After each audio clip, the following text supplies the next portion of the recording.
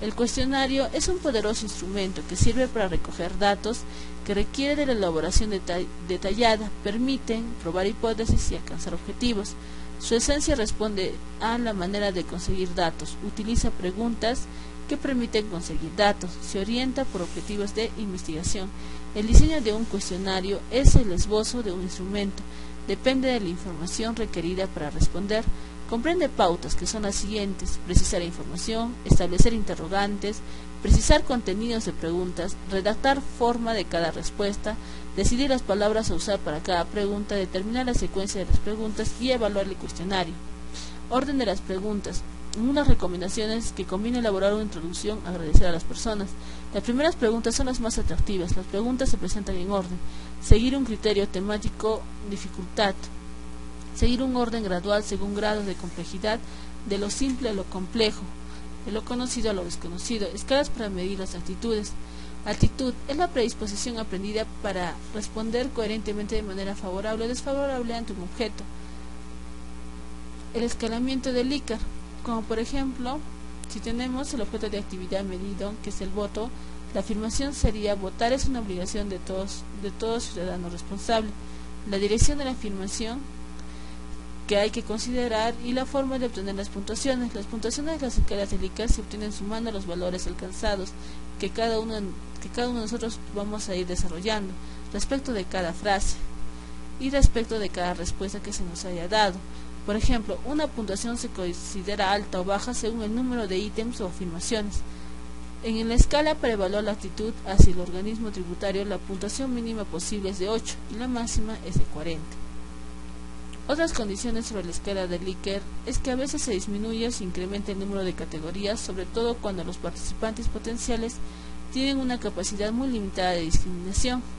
Escalograma de Goodman, técnica para medir las actitudes que, al igual que Likert, se fundamenta en juicios, ante los cuales los participantes deben externar su opinión, seleccionando uno de los puntos o categorías de la escala respectiva. Por ejemplo, ¿dónde se conecta a Internet con más frecuencia? Casa, trabajo, universidad. Análisis de los datos cuantitativos. Fase 1. Seleccionar un programa estadístico en la computadora para analizar los datos. Fase 2. Ejecutar el programa. SPS, Minitab, etc. Fase 3. Analizar descriptivamente los datos por variable. Visualizar los datos por variable. Fase 4. Evaluar la confiabilidad y validez logradas por los instrumentos de medición.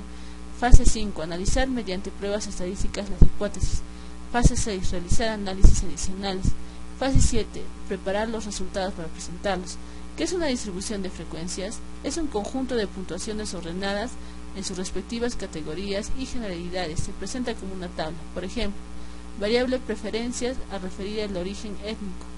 Categorías: hispano, podemos ponerle valores o códigos como 1, frecuencia 52, latino, código 2, frecuencia 88.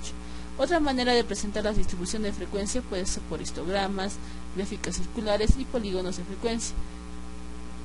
Evaluar la confiabilidad o fiabilidad y validez lograda por el instrumento de medición. La confiabilidad se calcula y evalúa para todo el instrumento de medición utilizado, o bien, si se administraron varios instrumentos, se determina para cada uno de ellos. Analizar mediante pruebas estadísticas las hipótesis planeadas.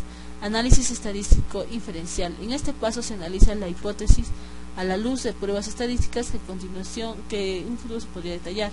Análisis mediante pruebas estadísticas las hipótesis planeadas, que son los análisis estadísticos inferencial, lo que anteriormente se hablaba. En este paso se analiza las hipótesis a la luz de pruebas estadísticas que a continuación detallaremos.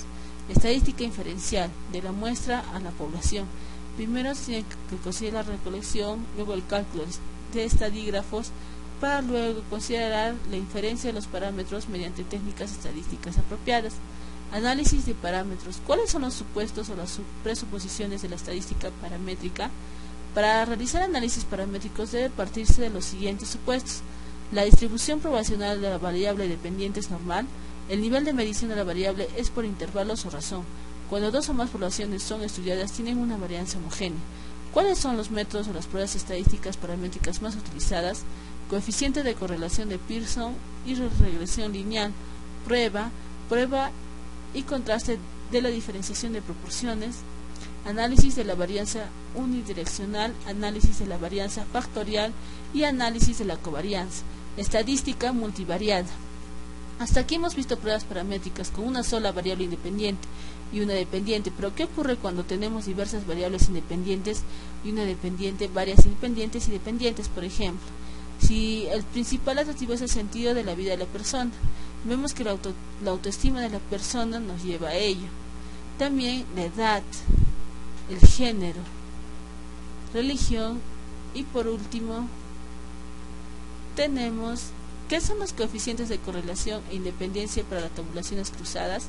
Adicionadas a la chi cuadrada, existen otros coeficientes para evaluar si las variables incluidas en la tabla de contingencia o tabulación cruzada están correlacionadas. En la siguiente tabla de contingencia o tabulación cruzada están correlacionadas. Bueno, eso sería todo y gracias por su atención.